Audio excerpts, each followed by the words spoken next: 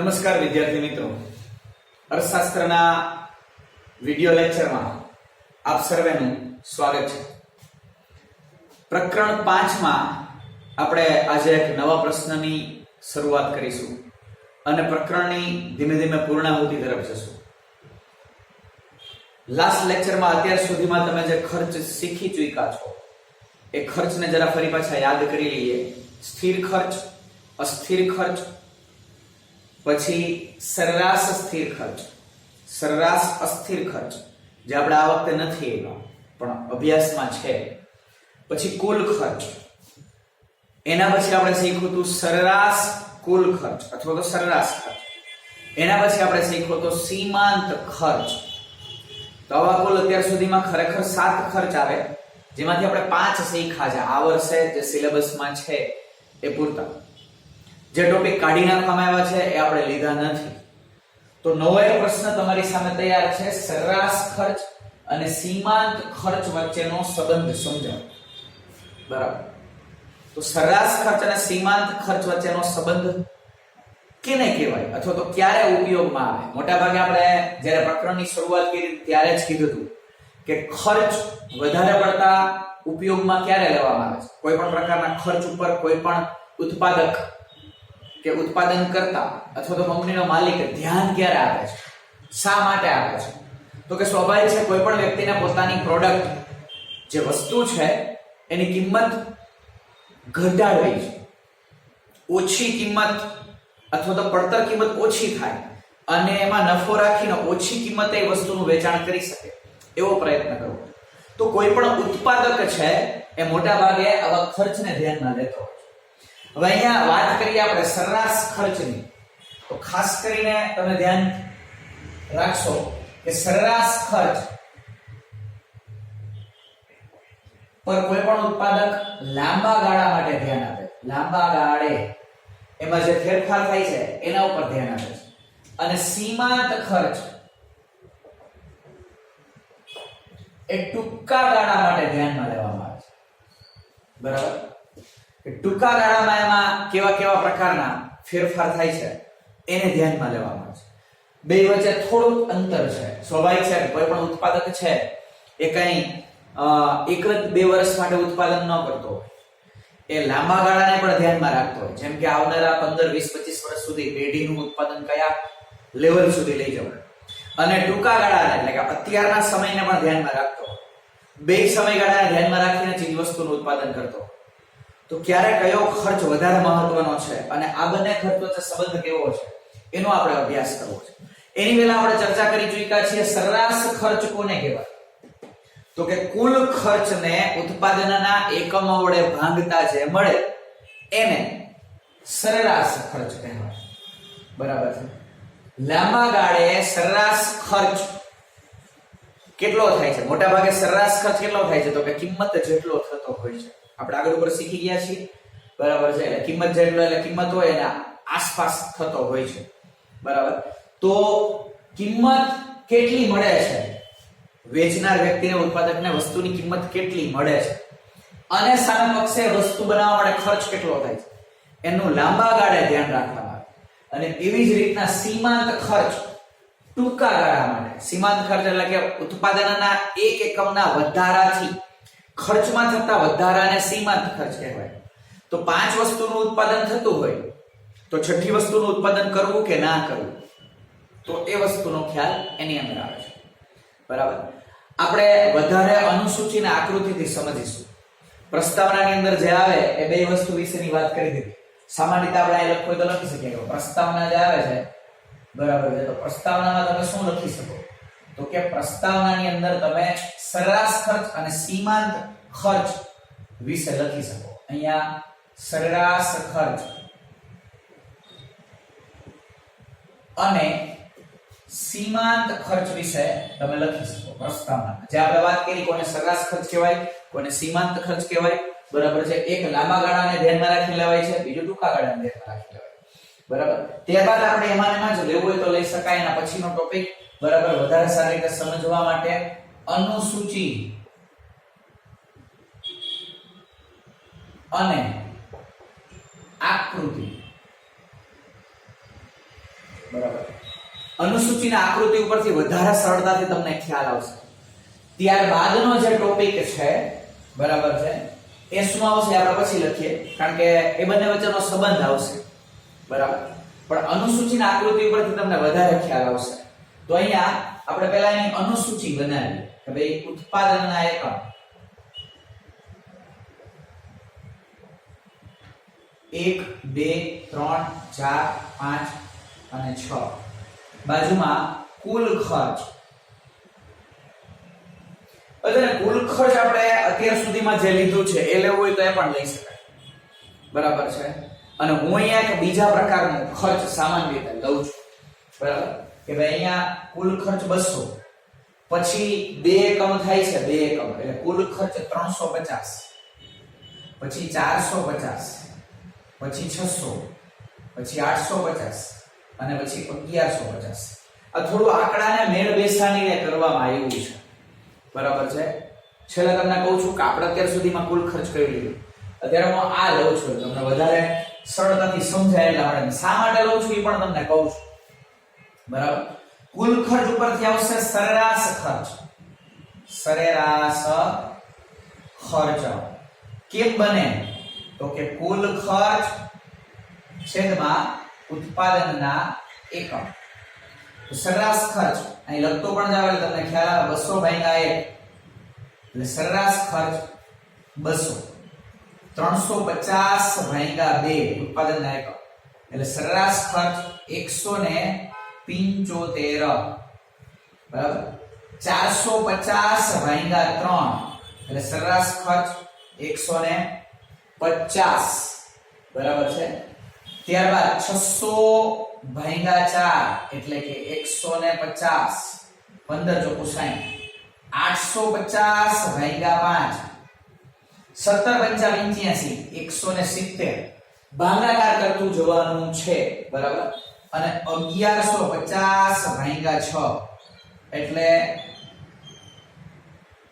192.5 આવશે બરાબર. સામાન્ય કુલ આટલું ખર્ચ થશે 192.5 નહીં, 192 જ એક્ઝેક્ટ આવશે બરાબર. તો આ થયો સરેરાશ ખર્ચ. મેં જે અહીંયા લીધો છે અહીં થોડું એને હાઇલાઇટ કરી દઈએ એટલે રેડ પેન થી લખી નાખો એટલે ખ્યાલ આવે કે સરેરાશ ખર્ચ. અને આ તમારો સરેરાશ ખર્ચ છે બરાબર. એને પણ થોડું રેડ પેન થી બતાવી દઈએ એટલે વધારે ખ્યાલ આવે. 200, 175, 150, 150, 170 અને 192 બરાબર.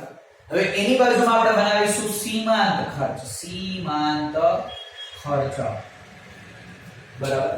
તો સીમાંત ખર્ચને ધ્યાનમાં રાખીએ તો મારી પાસે આની પહેલા કુલ ખર્ચ ઉપરથી થશે, આની પહેલાના એકમો હોવા જોઈએ સામાન્ય રીતે.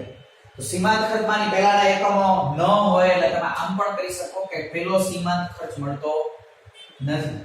બીજો સીમાંત ખર્ચ કેટલો આવે છે તો કે બીજો સીમાંત ખર્ચ 350 માંથી જાય છે કેટલા તો કે 200, તો 150. હા, અહીંયા કોઈ પણ વ્યક્તિને લેવું હોય તો લઈ શકાય પેલો સીમાંત ખર્ચ પણ. રેડ પેન થી જરા હાઇલાઇટ કરું એટલે વધારે ખ્યાલ આવે. એકમ 0 તો ખર્ચ 100 તો થતો જ હોય છે સ્થિર ખર્ચ. તો અહીંયા પેલો સીમાંત ખર્ચ પણ આવશે કેટલો તો કે 200 માંથી 100 જાય એટલે કેટલા આવે તો કે 100. લેવો હોય તો લઈ શકાય બરાબર છે. રેડી. પણ એમાં આકૃતિમાં લોચા થશે, આકૃતિ પરફેક્ટ નહીં આવે. અને પ્લસ એની અંદર પ્રશ્ન એ થશે કે પહેલા એકમથી તમારે જવું હશે તો અહીંયા એની સિક્વન્સ નહીં જળવાય એટલે આપણે આ વસ્તુ અહીંયા લેતા નથી બરાબર છે. રેડી. એટલે પહેલું આપણે અહીંયા લેશું 2 બરાબર. જરૂર પડશે તો ફેરફાર કરશું. અહીંયા એના પછી 450 માંથી 350 જાય એટલે 100, 600 માંથી 450 જાય એટલે 150, 850 માંથી 600 જાય એટલે 250 અને 1150 માંથી 850 જાય એટલે 300. આને કહેવાય ઉત્પાદનના એક એકમના વધારાથી ખર્ચમાં થતા વધારાને સીમાંત ખર્ચ કહેવાય. તો અહીંયા 1 ના 2 એકમ થયા તો 150 ખર્ચ વધ્યો સીમાંત ખર્ચ. 2 ના 3 થયા 100 ખર્ચ વધ્યો સીમાંત ખર્ચ. 3 ના 4 થયા 150 ખર્ચ વધ્યો સીમાંત ખર્ચ બરાબર છે જે 150 વધ્યો એને 850 650 એટલે 600 ના 850 થયા તો 250 ખર્ચ વધ્યો સીમાંત ખર્ચ તો મારે આ બે વસ્તુ જોઈએ છે સરેરાશ ખર્ચ અને સીમાંત ખર્ચ થોડું એને જોઈ લઈએ એટલે વધારે સરળતાથી ખ્યાલ આવે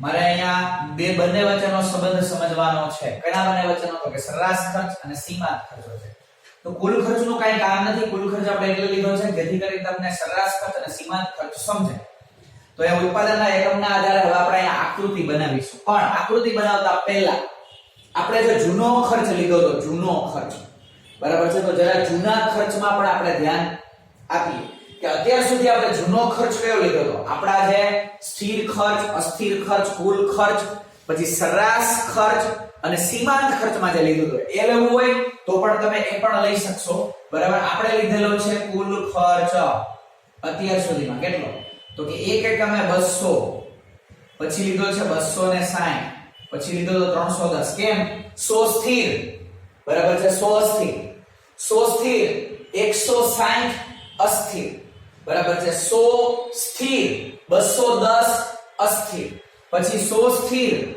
અને 360 અસ્થિર એટલે 100 360 460 એના પછી જે આપણે લીધું હતું એ હતું 100 સ્થિર 600 અસ્થિર એટલે 700 અને એના પછી લીધું હતું 100 સ્થિર અને 960 અસ્થિર એટલે 1060 જો તમે કુલ ખર્ચ આ લેશો તો પણ ચાલશે અહીંયા મેં તમને બે કુલ ખર્ચ સમજાવ્યા છે એક કુલ ખર્ચ આપણે અહીંયા નવો લીધો છે અત્યાર સુધીના 5 પ્રકારના ખર્ચમાં આપણે આ ખર્ચ લીધો છે બરાબર આ ખર્ચ લીધો છે એટલે આ ખર્ચ લેશો તો પણ ચાલશે ખાલી ફેર એટલો પડશે આ ખર્ચમાં કે અહીંયા તમે જોશો કે ચોથા એકમે ખાસ ધ્યાન રાખશું ચોથા એકમે સરેરાશ ખર્ચ અને સીમાંત ખર્ચ સરખો થાય છે આ ઉદાહરણમાં આ કુલ ખર્ચમાં જે અહીંયા નહીં થાય એટલો ફેર પડશે ન થાય તો એનો મતલબ એવો નથી કે આપણો જે સંબંધ છે મીન્સ કે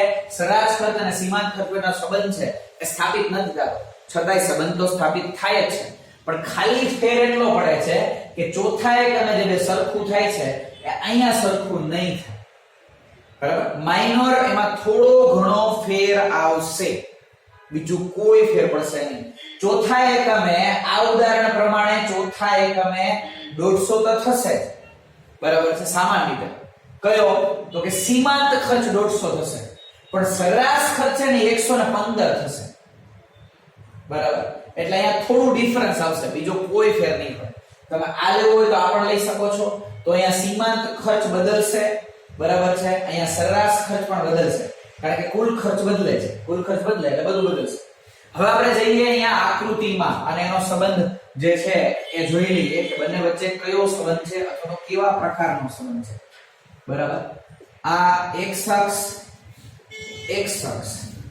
y અક્ષ બરાબર અહીંયા આવશે સરેરાશ અહીંયા આવશે ઉત્પાદનના એકમ ઉત્પાદનના એકમ અહીંયા આવશે સરેરાશ અને સીમાંત ખર્ચ અહીંયા 1 2 3 4 5 6 7 8 9 1 2 3 4 5 6 7 8 9 10 11 12 તો ઉત્પાદનના એકમ છે 1 2 3 4 5 6 7 હવે મારે સરેરાશ ખર્ચ અને સીમાંત ખર્ચને ધ્યાનમાં લેવો છે તો હું આ વસ્તુને ધ્યાનમાં લઈશ આ સરેરાશ ખર્ચ છે ઓછામાં ઓછો 150 વધુમાં વધુ 200 અને અહીંયા 150 થી 300 તો હું અહીંયા છે ને 50 નો ડિફરન્સ લઉં એટલે આકૃતિ મારી સરળ થાય 20 નો પણ લેવો હોય તો લઈ શકાય પણ 15 ખાના જોશે એટલે કે 50 લઈએ 50 100 150 200 250 300 અને 350 બરાબર. તો પહેલા હું કોઈ એક આકૃતિ બનાવું છું, સરેરાશ ખર્ચની રેખા બનાવું.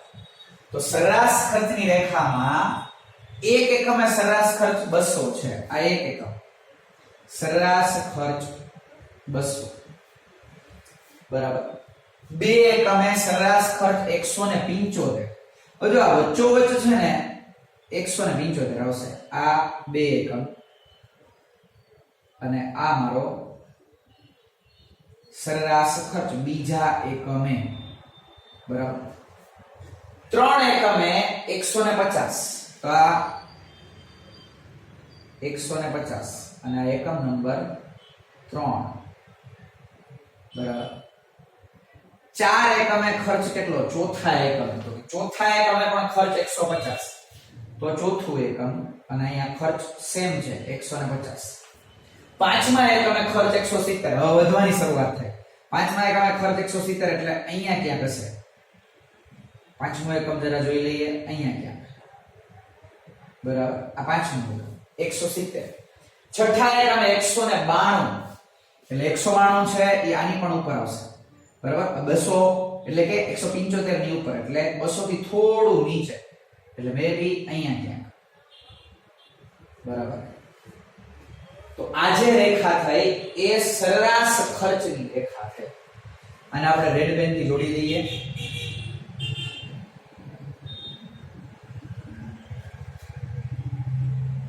સરેરાશ ખર્ચની રેખા જેને એસી તરીકે ઓળખવામાં આવે. એસી એવરેજ કોસ્ટ કર્વ બરાબર. એવરેજ કોસ્ટ કર્વ તરીકે પણ તમે આને ઓળખાવી શકો. જેમ જોવા જાવ તો આમ યુ આકાર જેવી છીછરી રકાબી જેવી દેખાય છે. હવે આપણે જોડશું કઈ રેખા બનાવશું? તો કે સીમાંત ખર્ચની રેખા બનાવશું. કેવા ખર્ચની રેખા બનાવશું? સીમાંત ખર્ચની રેખા બરાબર છે. તો અહીંયા બે એકમ થી શરૂઆત થાય છે. પહેલા એકમે છે જ નહીં. બે એકમે 150. તો બે એકમ 150 એટલે અહીંયા ક્યાંક આવે. જો ત્રણ એકમે 100. ત્રીજા એકમે 100 એટલે ત્રીજા એકમે 100 એટલે અહીંયા આ ત્રીજું એકમ આ 100. ચોથા એકમે 150. આ ચોથું એકમ 150 એટલે આ બે એકબીજાને છેદશે અહીંયા. ચોથું એકમ. પાંચમા એકમે 250. આ પાંચમું એકમ અને 250 એટલે અહીંયા ઉપરના ભાગમાં આવશે. આ પાંચમું એકમ. છઠ્ઠા એકમે 300 એટલે છઠ્ઠું એકમ ને 300. તો છઠ્ઠું એકમ અહીંયા છે એટલે 300 આઈ થિંક અહીંયા આવશે બરાબર. આખી રેખા છે એને આપણે બ્લેક પેન થી બનાવીએ.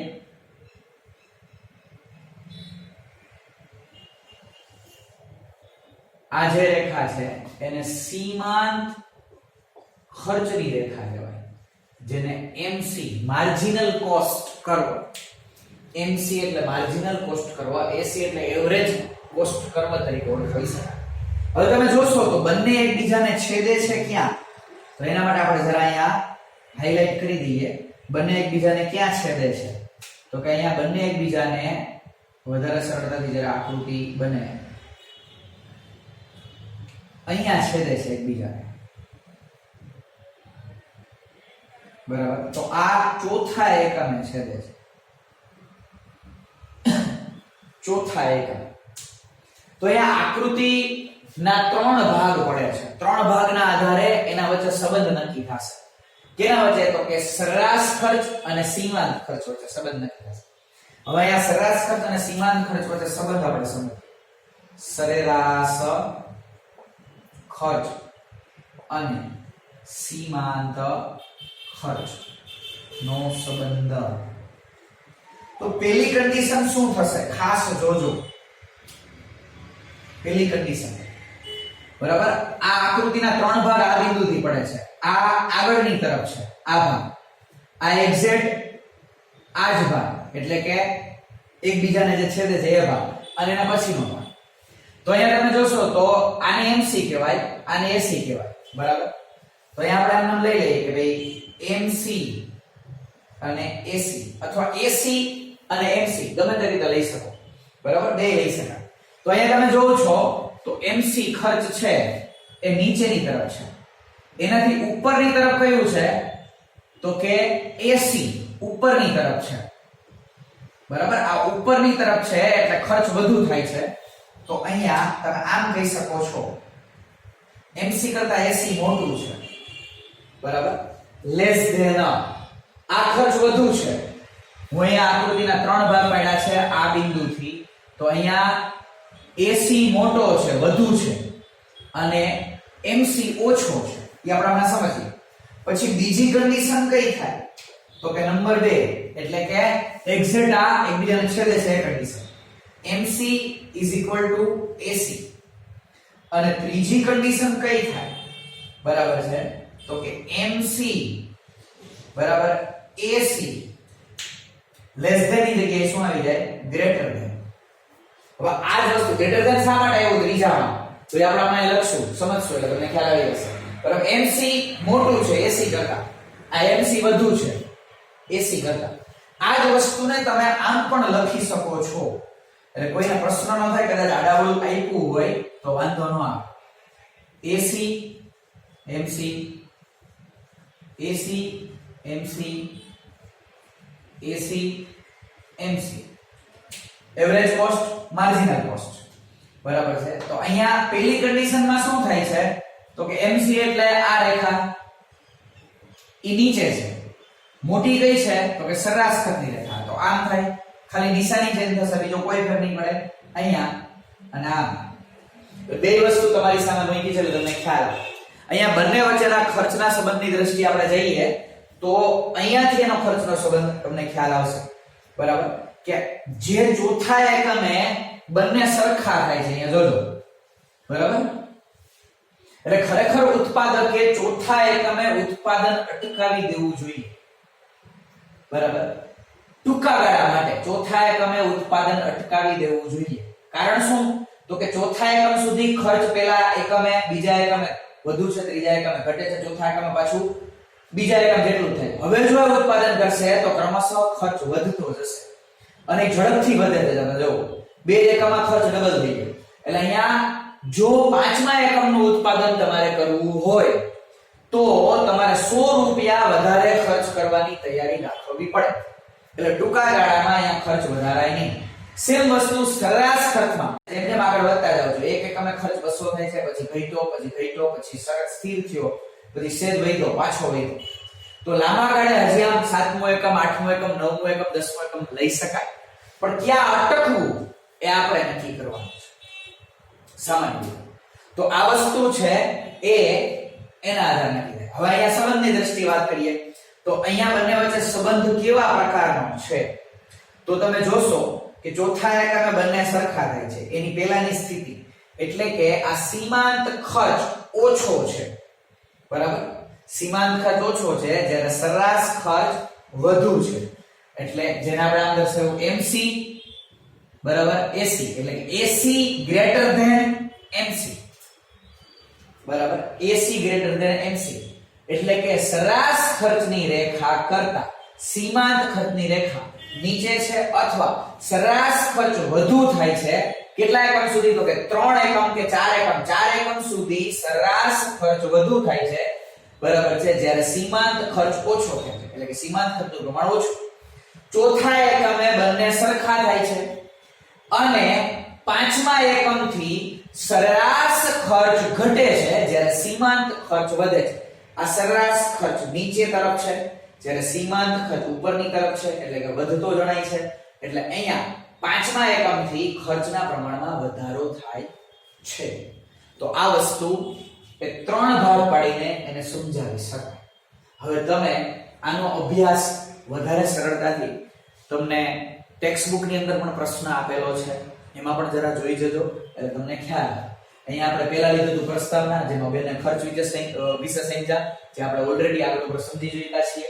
પછી આપણે આકૃતિની અનુસૂચિ લીધી, બરાબર, જેમાં આપણે બે કુલ ખર્ચને ધ્યાનમાં લીધા છે અહીંયા મેં આ ખર્ચ નવો લીધો, તમારે જૂનો લેવો હોય તો તમે જૂનો પણ લઈ શકો છો. જે જૂના ખર્ચમાં બે રેખા તો છેદશે અને આમ જ છેદશે, પણ કદાચ ચોથા એકમથી સેજ આગળ આવશે, બીજો કોઈ ફેર પડશે નહીં. એ પણ યોગ્ય જ છે અને એ પદ્ધતિ પણ સારી અને યોગ્ય જ છે. ત્યારબાદ આપણે સરેરાશ ખર્ચ અને સીમાંત ખર્ચ વચ્ચે સંબંધ થઈ ગયા કે એક વખત સરેરાશ ખર્ચ વધુ હોય છે સીમાંત ખર્ચ કરતા. ક્યારે? તો કે 3 એકમ સુધી. ચોથા એકમે બે સરખા થાય છે અને પાંચમા એકમથી સરેરાશ ખર્ચ ઘટે છે ત્યારે સીમાંત ખર્ચ ઝડપથી વધે છે. તો કયા સમયમાં કેટલું ઉત્પાદન આપણે કરવું એ સરળતાથી આના ઉપરથી ખ્યાલ આવે. આશા રાખું છું, અપેક્ષા રાખું છું કે આ પ્રશ્ન આપ સૌને સમજાઈ ચૂક્યો છે. બરાબર, આપના પ્રશ્નો આવકાર્ય છે. આ લેક્ચર આપણો અહીંયા જ આપણે પૂર્ણ કરીએ છીએ અને પછી પાંચમા પ્રકરણમાં હવે એક લેક્ચર રહેશે, તો પાંચમું પ્રકરણ આપણે પૂર્ણ કરીશું. આવજો, ગુડ બાય, જય શ્રી કૃષ્ણ, થેન્ક યુ.